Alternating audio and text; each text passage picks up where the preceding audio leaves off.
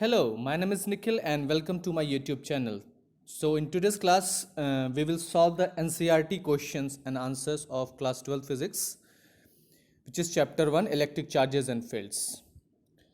तो सबसे पहला क्वेश्चन देखते हैं वो क्या है। तो सबसे पहला क्वेश्चन है आपका क्या कि फोर्स कितना है।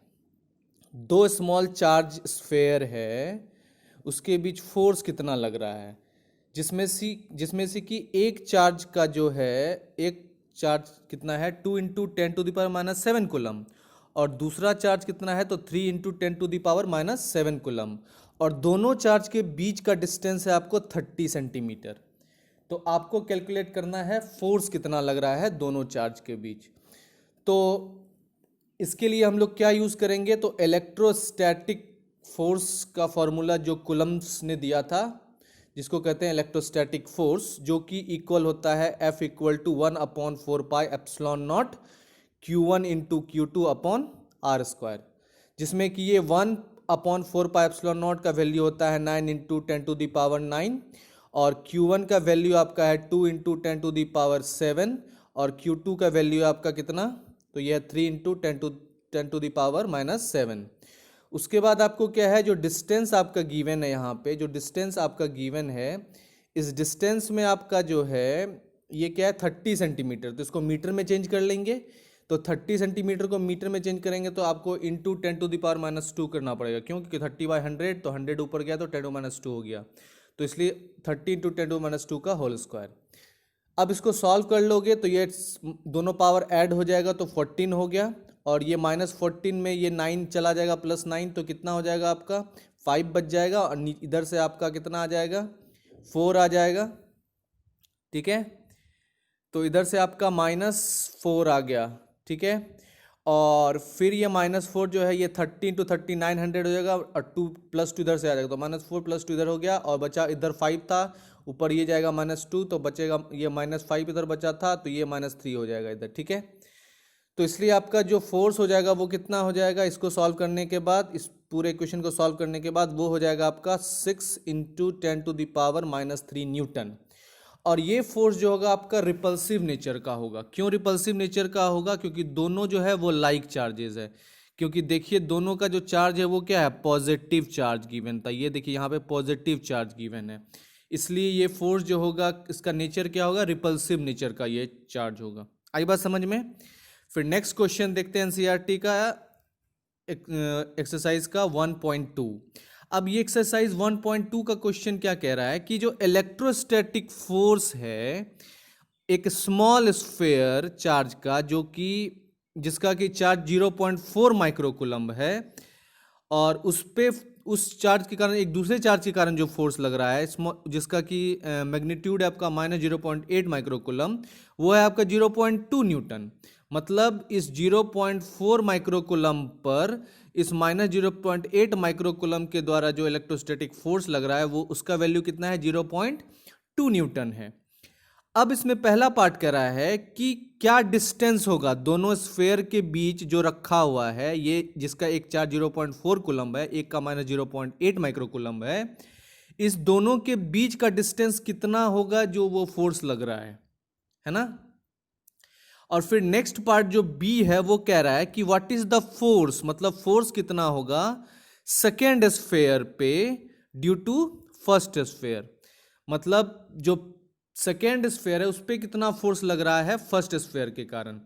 तो इस दोनों पार्ट क्वेश्चन को 1 बाय 1 सॉल्व करेंगे। तो पहला क्वेश्चन देखिए, जो आपका फोर्स लग रहा है पहले चार्ज पे, फोर्स ऑन 1 ड्यू टू 2, तो force on 1 due to charge 2 वो कितने का लग रहा है, तो वो लग रहा है आपका 0.2 न्यूटन का फोर्स लग रहा है। और वो कितना माइक्रोकूलम्ब है तो 0.4 माइक्रोकूलम्ब है। तो 0.4 माइक्रोकूलम्ब को जब आप कूलम्ब में चेंज करोगे तो उसको मल्टीप्लाई करना पड़ता है आपको 10⁻⁶ से, इसलिए Q1 कितना हो गया आपका 0.4 × 10⁻⁶ कूलम्ब हो गया। इसी तरह से Q2 आपका -0.8 माइक्रोकूलम्ब है तो इसलिए इसका हो जाएगा वैल्यू -0.8 10⁻⁶ कूलम्ब। ठीक है, तो कूलम्ब में चेंज कर दिए। अब क्या है आपका कि जो ये वैल्यू है फोर्स ऑन 1 ड्यू टू 2, इसका क्या हो जाएगा, इसके लिए हम लोग फॉर्मूला इलेक्ट्रोस्टैटिक फोर्स का लगा देते हैं। ये F force on 1 due to charge 2 is equal to 1/4πε0 Q1 × Q2/r²। अब इसमें आपको निकालना क्या है, तो इसमें आपको निकालना ये आर, तो आर को यहाँ लेके जाओ और F1/2 को यहाँ लेके आओ, ठीक है, तो फोर्स को यहाँ लेके चले आओगे, तो यहाँ पे क्रॉस मल्टीप्लाई हो गया, तो इसलिए आर स्क्वायर का वैल्यू कितना हो जाएगा आपका, तो ये हो जाएगा 1/4πε0 Q1 into Q2 upon F12। अब 1/4πε0 का वैल्यू जो होता है उसको पुट कर दो 9 इंटू 10⁹, ठीक है, तो पुट कर दिया हमने। फिर क्या है, Q1 और Q2 का जो वैल्यू है उसको पुट कर दो यहाँ पे, तो वो हमने पुट कर दिया, ठीक है, और जो डिस्टेंस है आपका 0.2 मीटर उसको भी, सॉरी फोर्स जो है 0.2 न्यूटन उसको यहाँ पुट कर दो। फिर सारे क्वेश्चन को सॉल्व कर लोगे तो आपको आर स्क्वायर का वैल्यू आ जाएगा 14.4 इंटू 10⁻3। इसमें से एक पॉइंट और इधर शिफ्ट कर लोगे तो ये हो जाएगा 1.44 इंटू 10⁻², एक घट जाएगा माइनस, ठीक है, एक पॉइंट इधर आने के लिए, तो इसलिए ये इसका हो जाएगा आपका 1.2 और ये 10⁻4 जो आएगा, एक जो बढ़ेगा वो चार्ज घटेगा उसका 10⁻1 हो जाएगा इसका, ठीक है। तो इसलिए जो है आर का कितना हो गया आपका, तो 1.2 10⁻1 मीटर, इसका मतलब 12 सेंटीमीटर, ठीक है। तो इसलिए जो चार्ज था आपका 0.4 माइक्रोकूलम का और 0.8 माइक्रोकूलम का, उसके बीच का डिस्टेंस कितना है, 12 सेंटीमीटर है, और उस पर फोर्स कितना लग रहा था, 0.2 न्यूटन का फोर्स लग रहा था। आई बात समझ में। तो ये हो गया पहला पार्ट। और दूसरा पार्ट बोल रहा है कि जो फोर्स का नेचर क्या है, तो आपको यहाँ पे दिख रहा है कि फोर्स ऑन 2, दूसरे चार्ज पे जो फोर्स लग रहा है 1 के कारण, वो कितना होगा, तो force on charge 2 due to 1 वो इक्वल होगा किसका, force equal on charge 1 due to 2, क्योंकि दोनों इक्वल फोर्स लगा रहा होगा, तो वो कितना है 0.2 न्यूटन। तो इसलिए फोर्स क्या है, अट्रैक्टिव नेचर का है ना, क्योंकि एक आपका पॉजिटिव है प्लस 0.4 कूलम और दूसरा माइनस 0.8 कूलम है, तो इसलिए फोर्स क्या हो जाएगा, अट्रैक्टिव नेचर का हो जाएगा। आई बात समझ में। फिर नेक्स्ट क्वेश्चन सॉल्व करते हैं एनसीईआरटी का, जो कह रहा है कि आपको चेक करना है रेशियो, ये K into E square upon GME into MP एक डायमेंशनलेस है, मतलब इसका कोई डायमेंशन नहीं है, ठीक है। ये आपका इलेक्ट्रोस्टैटिक फोर्स और ग्रेविटेशनल फोर्स का कंपैरिजन कर रहा है, इसलिए यहाँ पे आपको शो करना है कि इलेक्ट्रोस्टैटिक फोर्स और ग्रेविटेशनल फोर्स का जो रेशियो होगा वो डायमेंशनलेस होगा, ठीक है। तो फिर टेबल देख के आपको बताना है फिजिकल कांस्टेंट का, कि डिटरमाइन करना आपको रेशियो का वैल्यू कितना होगा, ठीक है, और ये रेशियो क्या सिग्निफाई करेगा। तो इसको सॉल्व करते हैं। तो जैसा कि आपको पता है कि जो इलेक्ट्रोस्टैटिक फोर्स होता है और जो ग्रेविटेशनल फोर्स होता है उसका फॉर्मूला आपको पता है। तो इलेक्ट्रोस्टैटिक फोर्स का फॉर्मूला होता है क्या, K into Q1 into Q2 upon R square. तो चार्ज की जगह क्या ले लेंगे, इलेक्ट्रॉन ले लेंगे, तो इसलिए 2 E ले लिया है, Q1 की जगह E, Q2 की जगह E अपॉन आर स्क्वायर, तो इसलिए क्या हो गया KE आर स्क्वायर। और ग्रेविटेशनल फोर्स जो है उसका वैल्यू ले लिया आपको क्या, GM1 ये mass of electron, mass of proton, ठीक है, और अपॉन आर स्क्वायर, ये आर स्क्वायर कैंसिल हो गया, तो इधर हो गया K स्क्वायर और ये हो गया आपका GME इंटू MP। तो अब ये जो वैल्यू है आपका, ये क्या है, रेशियो आ गया किसका, तो इलेक्ट्रोस्टैटिक फोर्स और ग्रेविटेशनल फोर्स के कंपैरिजन का रेशियो आ गया। अब इस रेशियो में आपको पता है कि जो फोर्स होता है उसका वैल्यू कितना होता है, तो इलेक्ट्रोस्टैटिक फोर्स का वैल्यू भी mlt-2 होगा डायमेंशन, और ग्रेविटेशनल फोर्स का भी डायमेंशन आपका mlt-2 हो गया, तो जीरो दोनों कैंसिल होके 1 हो जाएगा, तो इसलिए दोनों का जो रेशियो होगा वो क्या हो गया, 1 हो गया। इसका मतलब ये क्या, डायमेंशनलेस कांस्टेंट, डायमेंशनलेस है, इसमें कोई डायमेंशन नहीं है। आई बात समझ में। तो इसलिए यहां से आपको पता चल गया कि जो रेशियो होगा आपको इलेक्ट्रोस्टैटिक फोर्स और ग्रेविटेशनल फोर्स, जिसका वैल्यू आपको ये मिला है, ये एक डायमेंशनलेस चीज है, ठीक है। अब अगर इसका वैल्यू कैलकुलेट करेंगे तो K का वैल्यू जो होता है उसको पुट करेंगे 10⁹ इंटू 10⁹, फिर इलेक्ट्रॉन का जो चार्ज होता है वो क्या होता है 1.6 इंटू 10⁻19 और स्क्वायर है तो इसलिए स्क्वायर डाल दिए। फिर ग्रेविटेशनल जो आपका फोर्स है वो कितना होता है, तो 6.67 इंटू 10⁻11। फिर आपका मास ऑफ इलेक्ट्रॉन कितना होता है, तो 9.1 इंटू 10⁻31 kg। और मास ऑफ प्रोटॉन कितना होता है 1.67 इंटू 10⁻27 kg। फिर इन सबको जब आप सॉल्व कर लोगे तो फाइनली आपका आंसर आ जाएगा 0.23 इंटू 10⁻40। और एक इधर पॉइंट एक शिफ्ट करोगे तो एक यहाँ पे 40 घट जाएगा और ये हो जाएगा 2.3 इंटू 10⁻39।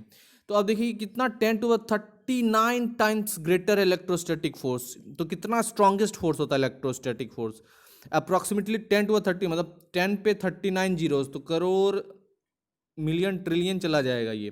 तो इतना स्ट्रॉन्गेस्ट फोर्स होता है electrostatic force in comparison to the gravitational force.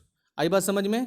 तो इन सब चीज़ों को आपको कंसेप्ट को याद रखना है ताकि आपको क्वेश्चन किसी भी तरह से दे तो आप उसको सॉल्व कर पाएं।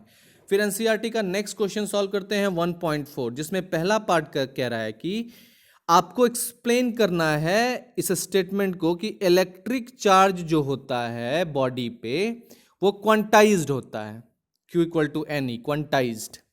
और दूसरा पार्ट कह रहा है कि अगर आप इग्नोर, वाई और क्यों हम जो है क्वांटाइजेशन इलेक्ट्रिक चार्ज का उसको इग्नोर कर सकते हैं जब उसको माइक्रोस्कोपिक लेवल पे डिस्कस करेंगे, मतलब लार्ज स्केल चार्जेस पे अगर डिस्कस करें तो क्वांटाइजेशन जो होता है इलेक्ट्रिक चार्ज का उसको आप इग्नोर कर सकते हो। तो क्यों कर सकते हो, यही पूछा जा रहा है।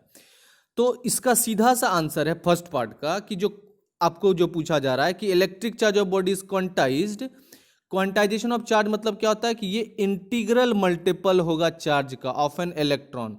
तो जो चार्ज होता है ना, नेट चार्ज एक बॉडी का, वो क्या होता है, इंटीग्रल मल्टीपल होता है किसका, तो चार्ज ऑफ एन इलेक्ट्रॉन। तो इसलिए क्या है, Q = ±Ne हो जाता है। क्या हो जाता है, Q = ±Ne हो जाता है आपका, जिसमें n जो है आपका, जो वैल्यू n का जो वैल्यू है वो एक इंटीजर्स है। इंटीजर मतलब 0 1 2 3 4 5 6 7 8 9 इन्फिनिटी तक चले जाओ। और जो इलेक्ट्रॉन होता है इसका वैल्यू चार्ज होता है वो होता है 1.6 × 10⁻⁻19 कूलम। तो इसी फेनोमिनन को कहते हैं क्वांटाइजेशन ऑफ चार्ज। तो ये जो चार्ज होता है ये क्या होता है, ये होता है नंबर ऑफ इलेक्ट्रॉन लॉस्ट और गेन्ड बाय द बॉडी। ठीक है, तो ये Q अगर +Ne होगा तो ये पॉजिटिव चार्ज सिग्निफाई करेगा, और अगर ये -Ne होगा Q तो ये निगेटिव चार्ज सिग्निफाई करेगा। तो इसलिए ये क्या हो गया आपका, क्वांटाइजेशन ऑफ चार्ज हो गया। आई बात समझ में? अब दूसरा पार्ट क्या कह रहा था कि अगर माइक्रोस्कोपिक लेवल पे मतलब लार्ज स्केल पर अगर आप लोगे चार्ज तो क्वांटाइजेशन ऑफ चार्ज को इग्नोर कर सकते हो। तो वो क्यों कर सकते हो, तो इसके पीछे कारण ये है कि चार्ज जो है वो इनॉर्मली लार्ज होता है compare to charge of electron. तो जैसे कि अगर 1 नैनो कूलम का कोई चार्ज लेते हो तो इसमें 10⁻13 इलेक्ट्रॉनिक चार्ज होगा, मतलब इतना इलेक्ट्रॉन्स होगा। तो जो चार्ज होता है इलेक्ट्रॉन्स का, एक इलेक्ट्रॉन का 1.6 × 10⁻19 कूलम, ये कितना स्मॉल होता है ना। तो एक नैनो कूलम का चार्ज 10⁻13 ट्रिलियन मतलब उसमें इलेक्ट्रॉनिक चार्ज होगा। तो इसलिए जो लार्ज स्केल होता है ना उस पर आप क्या होता है, वहाँ पे डिस्क्रीट वैल्यू नहीं रह जाता, वहाँ पे वैल्यू क्या होता है, कंटिन्यूअस वैल्यू रह जाता है। तो इसलिए जो क्वांटाइजेशन का कंसेप्ट होता है discrete integral multiple of E, इसको हम इग्नोर कर सकते हैं। इसलिए क्वांटाइजेशन ऑफ इलेक्ट्रिक चार्ज जो है उसको मैक्रोस्कोपिक लेवल पे इग्नोर कर सकते हैं। आई बात समझ में? फिर नेक्स्ट एनसीईआरटी का क्वेश्चन है, नेक्स्ट चैप्टर 1 का एनसीईआरटी क्वेश्चन है 1.5 कि जब एक ग्लास रॉड को आप रब करोगे किसके साथ, सिल्क क्लॉथ के साथ, तो चार्ज जो है दोनों पे आ जाता है। तो एक सिमिलर फेनोमिनन ऑब्जर्व किया गया है अदर बॉडीज पे।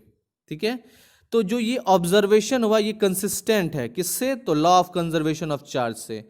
तो आपको बेसिकली बताना है कि ये होता क्यों, कि जब ग्लास रॉड को सिल्क क्लॉथ के साथ रब किया जाता है तो उसमें चार्ज जो दोनों पे कैसे चला जाता है। तो यही फेनोमिनन जो है ये क्या होता है, ट्रांसफर ऑफ चार्ज हो जाता है यहाँ पे।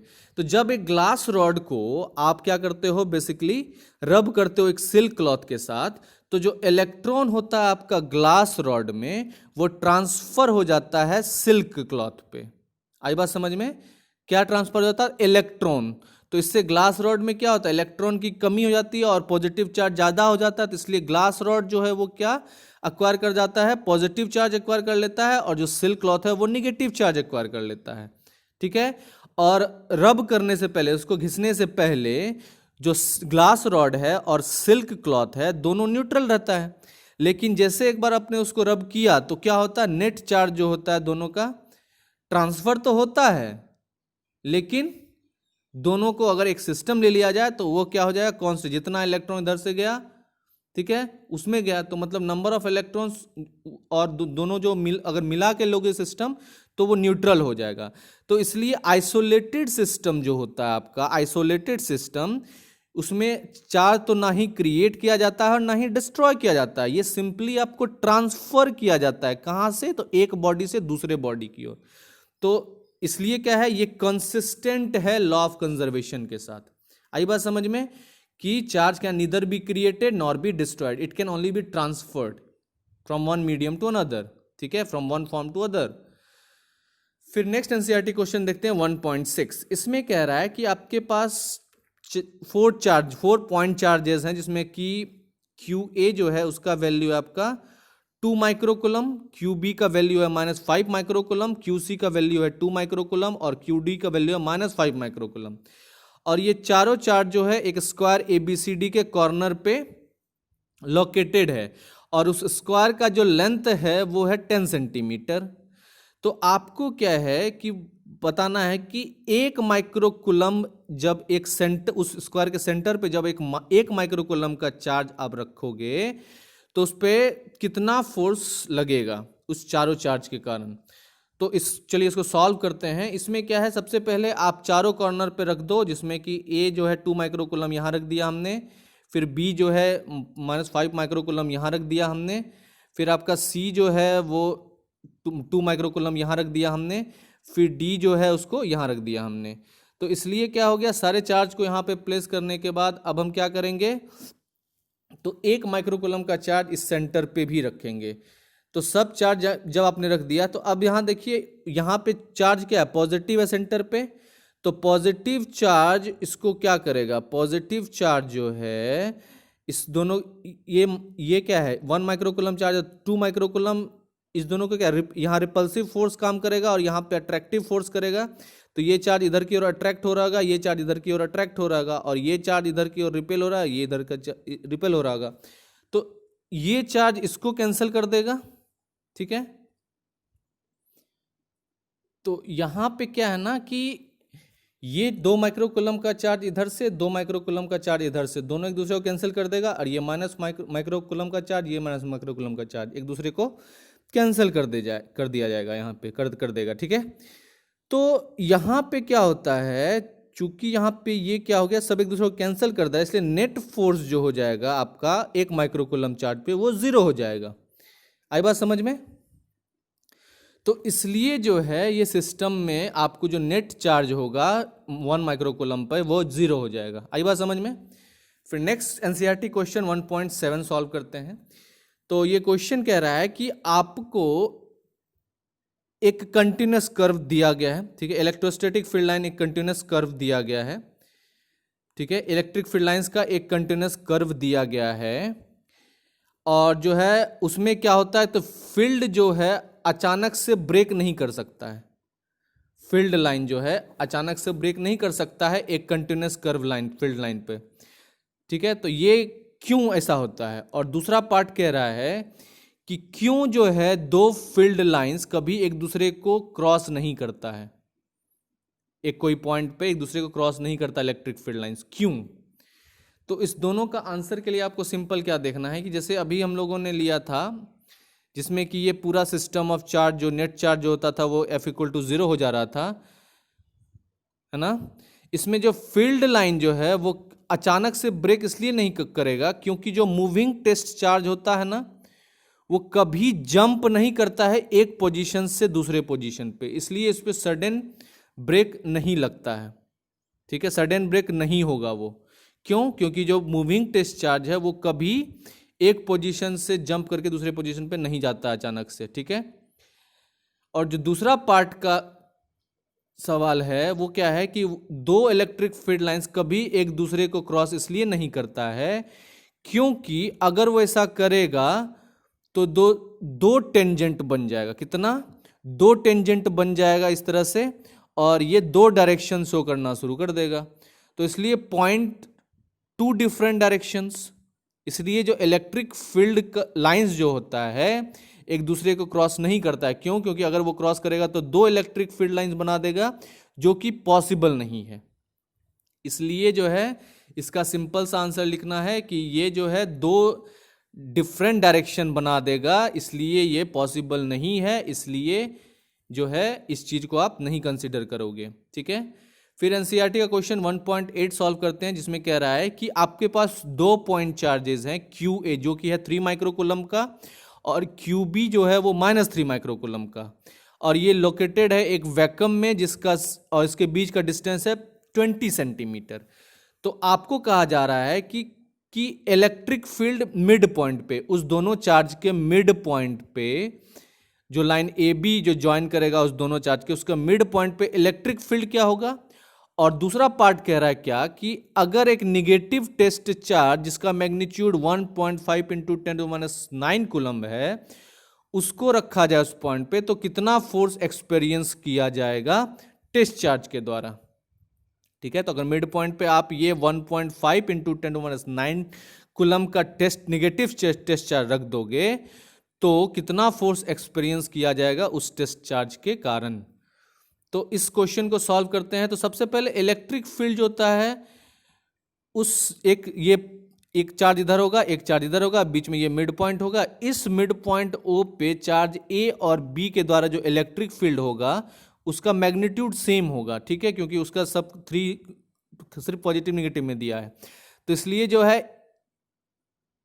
ए और बी में जो ये ओ ए और ओ बी जो होगा, दोनों का डिस्टेंस भी सेम होगा, इसलिए दोनों का मैग्नीट्यूड भी सेम होगा। इसलिए E O A equal to E O B is equal to 1/4πε0 Q/r², जिसमें 1/4πε0 का वैल्यू जाता है आपका कितना, 9 इंटू 10⁻⁹, और Q का वैल्यू आपका दिया 3 माइक्रोकूलम, उसको कूलम में चेंज कर देंगे तो 10⁻⁶ से मल्टीप्लाई कर देते हैं। फिर आपको नीचे में r² है, तो इसमें क्या है, ये 20 सेंटीमीटर है तो उसको हाफ कर देंगे, तो 20/2 और इंटू 10 टू मीटर में चेंज करने के लिए 10⁻² मीटर से मल्टीप्लाई कर देते हैं।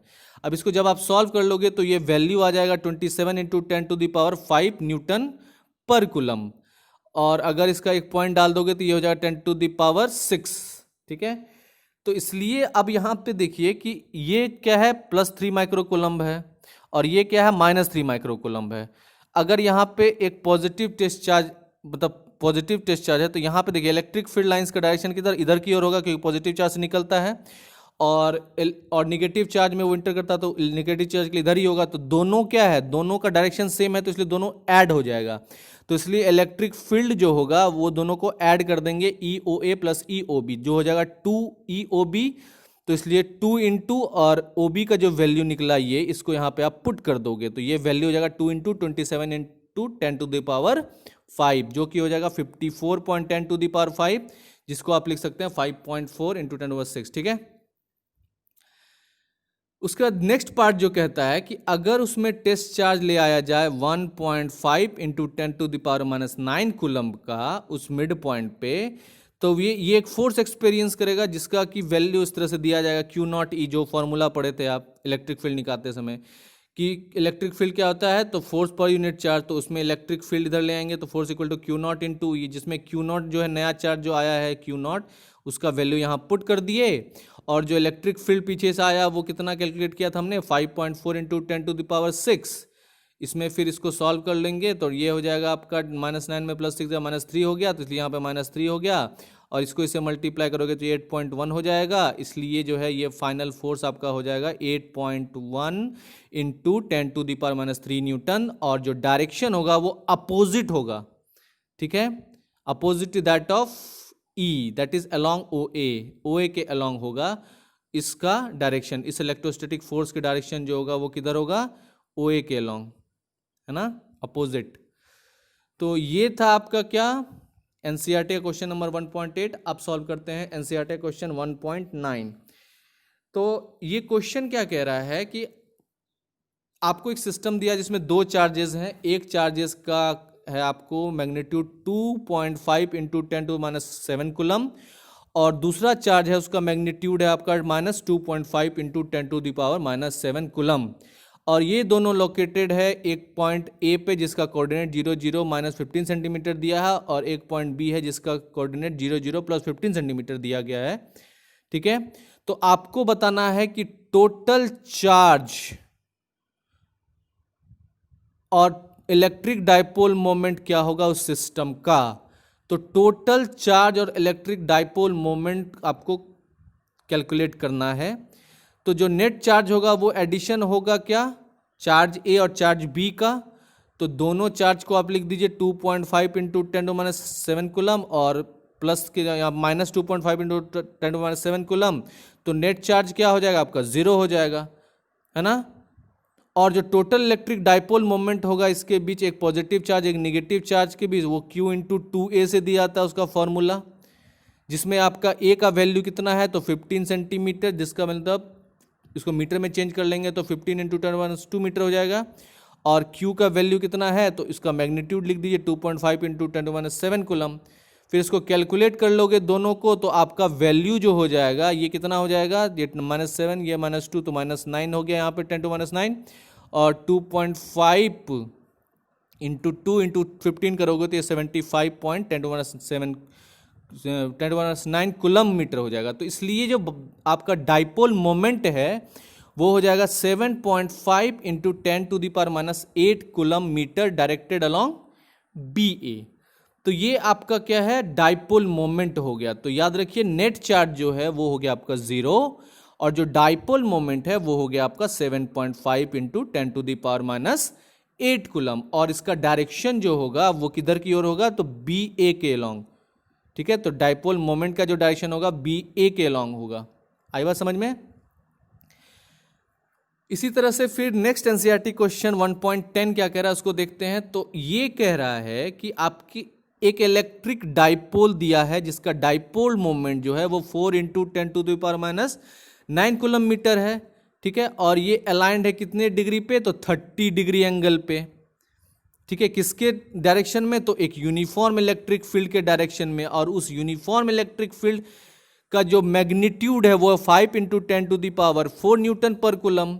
तो आपको कहा जा रहा है कि कैलकुलेट कीजिए आप magnitude of torque acting on dipole. उस डाइपोल पे जो टॉर्क एक्ट कर रहा है उसको कैलकुलेट कीजिए।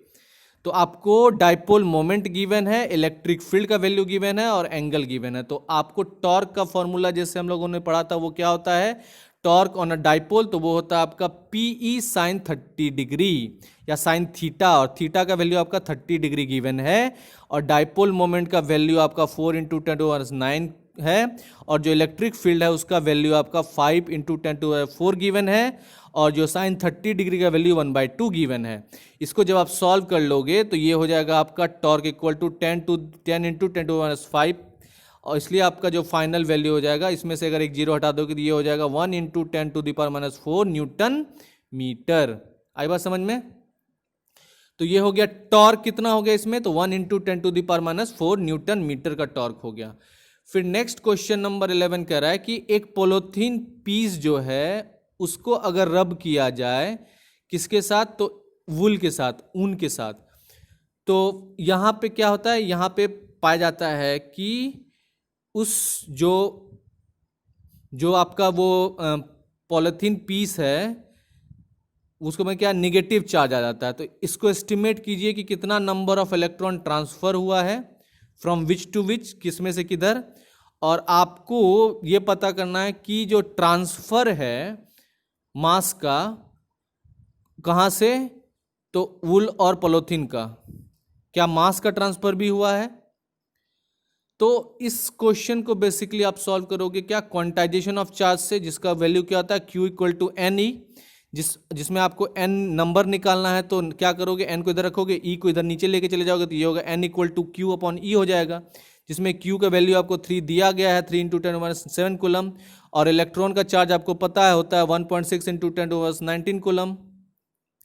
इस वैल्यू को जब सॉल्व कर लोगे तो ये वैल्यू उधर ऊपर गया तो ये 10⁻12 हो जाएगा, और इसको सॉल्व कर लोगे 3 अपॉन 1.6 ये हो जाएगा 1.875, ठीक है। तो ये आपका हो जाएगा 1.875 इलेक्ट्रॉन जो है ये ट्रांसफर हुआ है वूल से पॉलीथीन में, किसमें, पॉलीथीन में, ठीक है। और पॉलीथीन जो है वो एक्वायर क्या किया है, निगेटिव चार्ज, इसलिए कितना इलेक्ट्रॉन ट्रांसफर हुआ है, तो 1.875 इंटू 10⁻12 इलेक्ट्रॉन ट्रांसफर हुआ है वुल से पॉलीथीन में। अब मास का भी इसमें, अब चूंकि इतना इलेक्ट्रॉन ट्रांसफर होता है तो इलेक्ट्रॉन का भी तो मास होता है, तो इसलिए क्या हुआ, मास का भी ट्रांसफर होगा। तो मास जो होता है वो क्या होता है, number of electrons into ME। तो नंबर ऑफ इलेक्ट्रॉन्स कितना है, 1.875 इंटू 10⁻12, और जो आपका मास ऑफ इलेक्ट्रॉन है वो हो जाएगा 9.1 इंटू 10⁻3। ठीक है की जी, इसको सॉल्व कर लोगे तो फाइनली आपका जो आंसर है वो आ जाएगा 1.7 इंटू 10⁻18 kg जो है वो ट्रांसफर हुआ है मास का वूल से पॉलीथीन में। ठीक है, ठीक है, तो ये था आपका एनसीईआरटी का क्वेश्चन नंबर 1.11। अब नेक्स्ट देखते हैं क्वेश्चन नंबर एनसीईआरटी का 1.12। इस क्वेश्चन में कह रहा है कि आपके पास दो इंसुलेटेड चार्ज स्फेयर है, कितना, तो दो इंसुलेटेड चार्ज कॉपर स्फेयर है, स्फेयर ए और स्फेयर बी, और उसका सेंटर जो है वो सेपरेट है 50 सेंटीमीटर से। तो आपको पूछा जा रहा है कि म्यूचुअल फोर्स कितना होगा, म्यूचुअल फोर्स ऑफ रिपल्सन कितना होगा अगर हर एक पे चार्ज जो है वो कितना है आपका 6.5 इंटू 10⁻7 कूलम।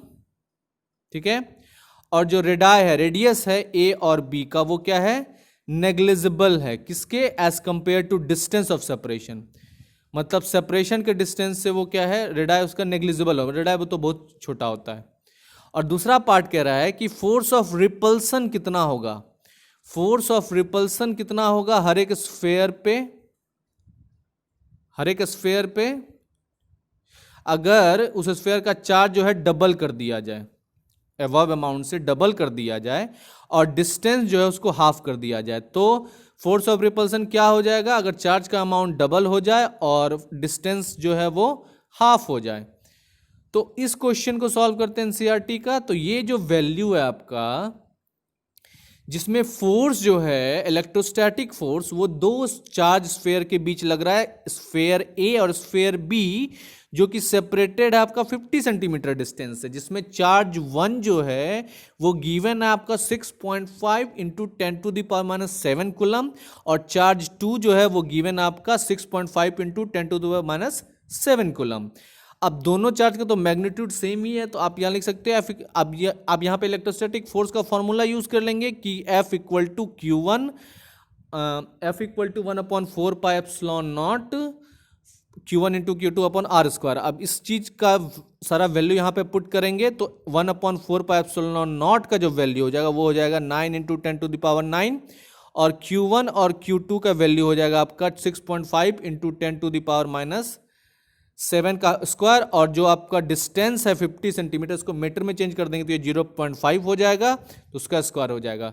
तो फाइनली जो आपका इस वैल्यू को जब सॉल्व करोगे आप, तो ये आ जाएगा कितना आपका, तो ये वैल्यू आ जाएगा आपका 1.520 इंटू 10⁻5 न्यूटन। तो इतना इलेक्ट्रोस्टैटिक फोर्स लग रहा है इस चार्ज पे।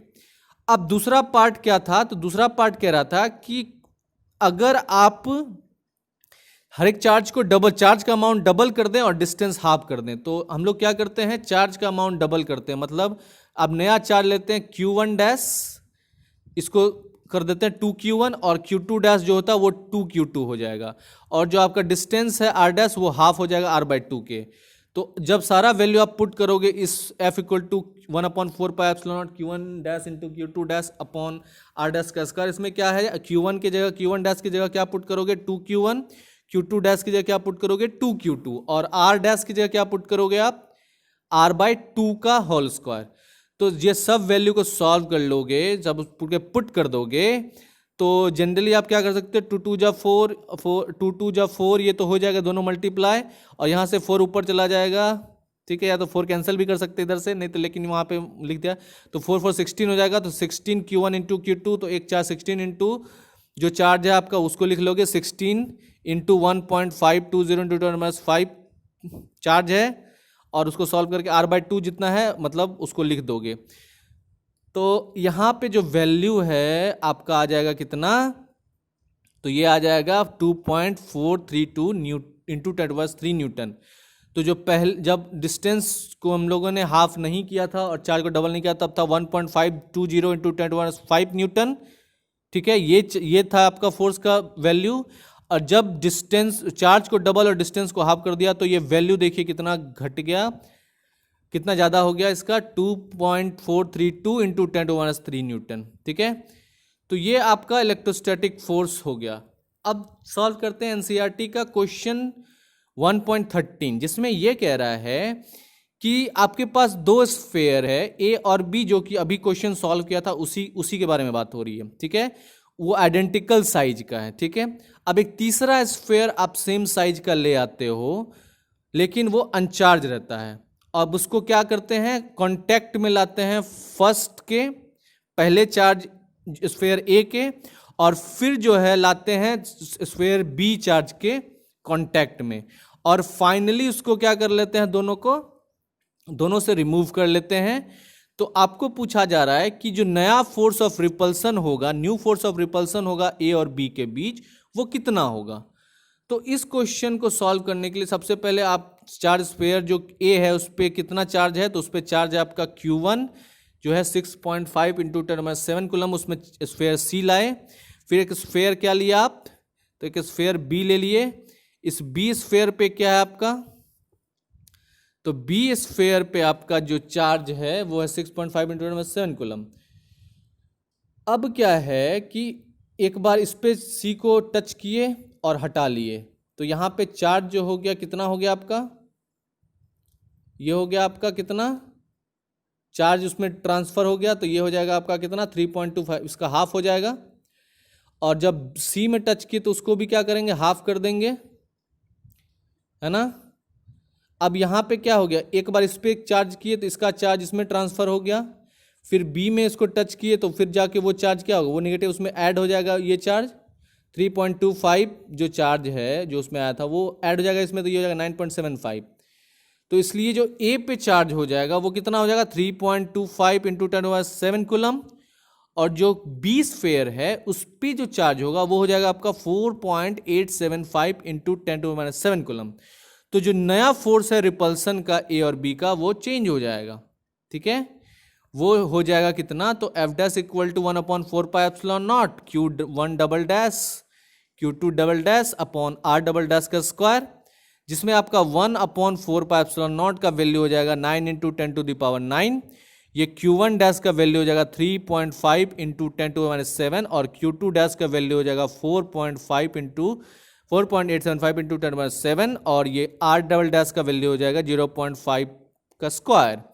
जब इस फाइनली सबको सॉल्व कर लोगे तो ये वैल्यू आ जाएगा 5.7 इंटू 10⁻³ न्यूटन। तो इतना फोर्स ऑफ रिपल्सन लगेगा उस पर।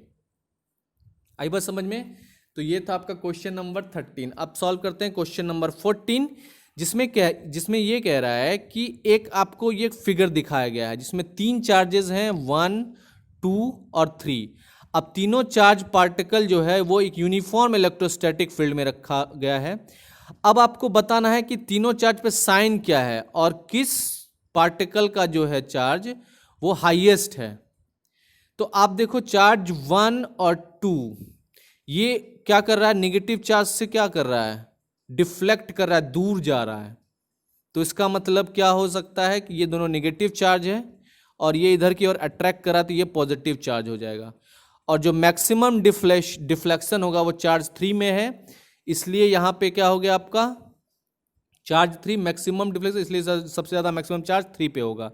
तो इसका सिंपल सा आंसर यही है कि जो पार्टिकल 1, 2 है वो निगेटिवली चार्ज है क्योंकि वो फोर्स का डायरेक्शन अपोजिट इलेक्ट्रिक फील्ड के, और जो तीसरा है पॉजिटिवली चार्ज पार्टिकल वो एक्सपीरियंस कर रहा है force in the electric field direction, और जो पार्टिकल 3 है उसका जो है हाईएस्ट चार्ज है क्योंकि मैक्सिमम डिफ्लेक्शन वो शो कर रहा है। तो इसलिए आपका इसका आंसर यही हो गया।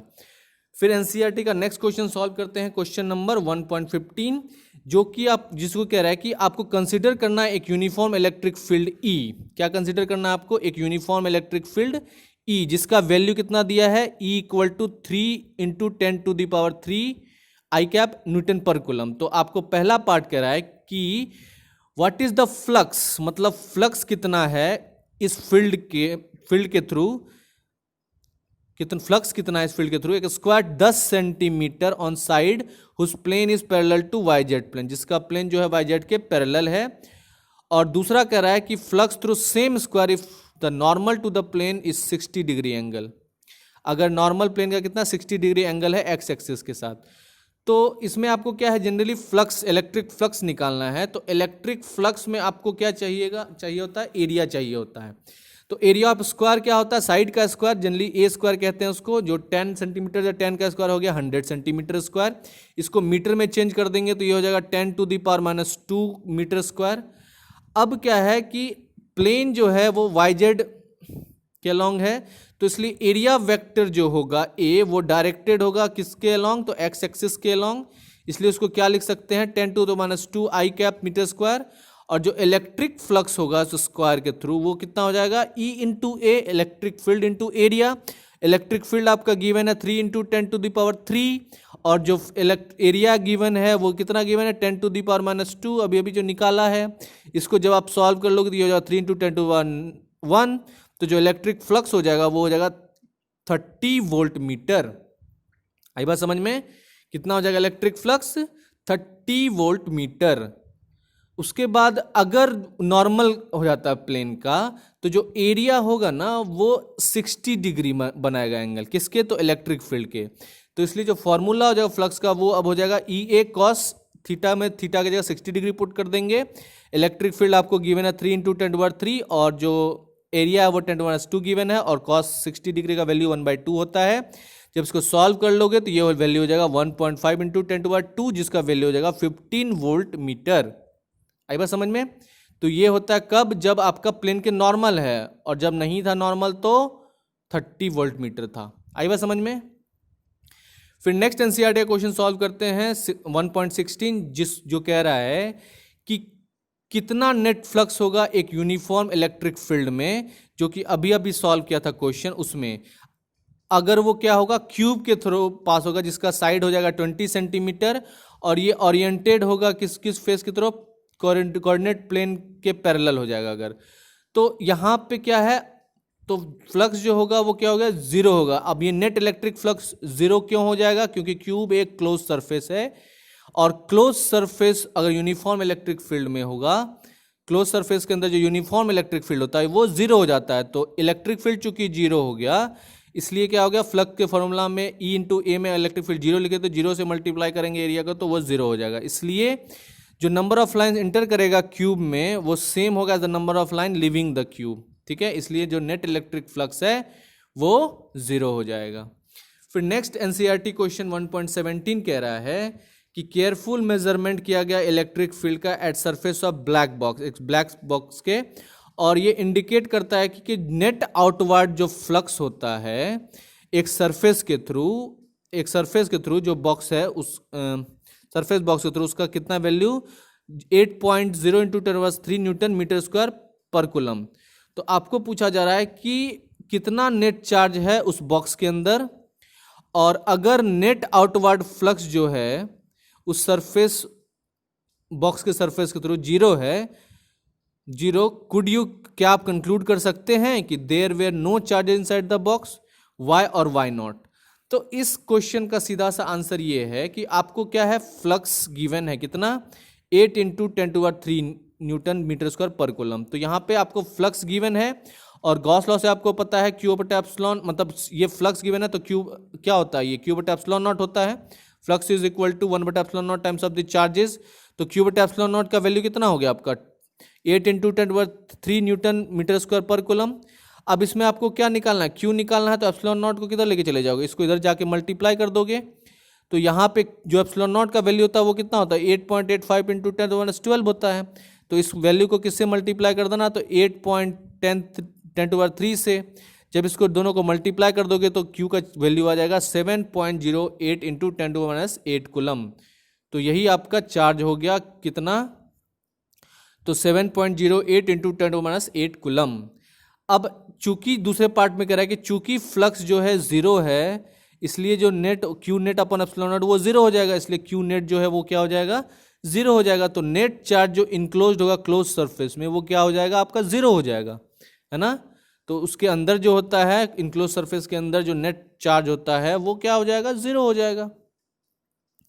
फिर नेक्स्ट क्वेश्चन सॉल्व करते हैं एनसीईआरटी का, जो कह रहा है कि एक पॉइंट चार्ज जो है +10 माइक्रोकूलम्ब का, वो रखा हुआ है 5 सेंटीमीटर के डिस्टेंस पे डायरेक्टली अबव द सेंटर। तो ये आपका क्या है, ये आपका एक स्क्वायर है और इसके जस्ट अबव 5 सेंटीमीटर पे एक चार्ज रखा हुआ है यहाँ पे, ठीक है, 10 माइक्रोकूलम्ब का। कितना का, 10 माइक्रोकूलम्ब का, ठीक है। और स्क्वायर का ये जो डिस्टेंस साइड का लेंथ है वो है 10 सेंटीमीटर। तो आपको कैलकुलेट करना है कि मैग्नीट्यूड क्या है इलेक्ट्रिक फ्लक्स का उस स्क्वायर के थ्रू, ठीक है। तो इसके लिए आपको थिंकिंग प्रोसेस दिया है कि स्क्वायर को आप क्या समझ लोगे, as one face of a cube with edge 10 centimetre. इसलिए जो आप एक क्यूब समझोगे जिसका कि एक फेस इसका ये हो गया 10 सेंटीमीटर का ये फेस हो गया, क्या हो गया इसमें, एक 10 सेंटीमीटर का ये फेस हो गया और इसे जस्ट ऊपर में 5 सेंटीमीटर ये रखा हुआ है। तो इस तरह से आप उसको कंसिडर कर लोगे। अब एक बार आपने इसको कंसिडर कर लिया तो आपको क्या क्या है, उसका एज कितना 10 सेंटीमीटर है। अब चार्ज उस पर कितना है आपका, तो +10 माइक्रोकूलम्ब है और डिस्टेंस कितना है, तो 5 सेंटीमीटर है। कहाँ से, तो just centre above the centre of the square. तो जो इनक्लोज करेगा और ये क्या हो जाएगा, ये उस क्यूब उस चार्ज को इनक्लोज कर लेगा। इसलिए क्या है यहाँ पे गॉस थ्योरम लग जाएगा। तो गॉस थ्योरम क्या होता है, electric flux link with the cube कितना हो जाएगा, वो 1/ε0 टाइम्स द चार्ज इनक्लोज। तो चार्ज जो है वो कितना इनक्लोज हुआ, 10 × 10⁻6 कूलम। और जो आपका ε0 का वैल्यू होता है वो होता है 8.85 × 10⁻12। जब दोनों को आप सॉल्व कर लोगे तो ये वैल्यू हो जाएगा 1.13 × 10⁻6 न्यूटन मीटर स्क्वायर पर कूलम। तो इसलिए जो मैग्नीट्यूड होगा आपका इलेक्ट्रिक फ्लक्स का उस स्क्वायर के थ्रू वो हो जाएगा कितना, तो वो हो जाएगा आपका फ्लक्स अपॉन 6 है ना, इंटू 10⁻6। तो यहां पे हो जाएगा 1.3 इंटू इतना, ठीक है, 10⁻6। तो फ्लक्स आपने निकाला यहां से और यहां पे क्या हो जाएगा, ε0 का वैल्यू पुट करोगे 6 टाइम्स, यहाँ पे वैल्यू पुट करो, ये वैल्यू आ जाएगा 1.9 × 10⁻5 न्यूटन मीटर स्क्वायर पर कूलम, ठीक है। क्योंकि 6 साइड होता है क्यूब का इसलिए यहाँ पे 6 पुट किया हमने, ठीक है, 6 फेसेस, 8 फेसेस, ओके।